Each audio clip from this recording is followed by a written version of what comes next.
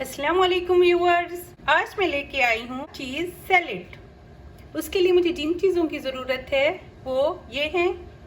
चीज़ ली है मैंने 200 ग्राम, इसके इस तरह से मैंने क्यूब काटे। स्वीट बेल पेपर है मेरे पास 3 कलर्स में, जो कि हैं 2 अदद। कलौंजी ले रही हूँ मैं 1 table spoon, paprika powder 1 table spoon, lemon juice, olive oil. सबसे पहले मैं बनाऊंगी ड्रेसिंग।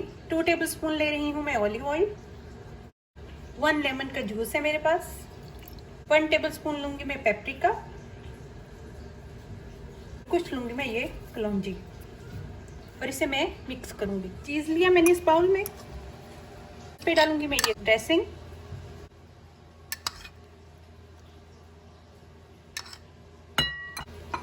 कुछ इसमें डालूंगी ये कैप्सिकम।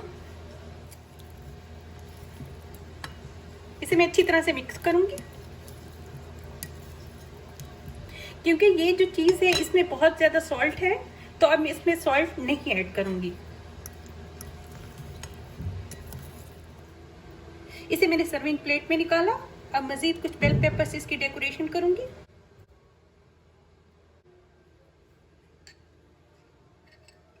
और इस पे डालूंगी ये ड्रेसिंग जो मैंने कुछ बचाई थी।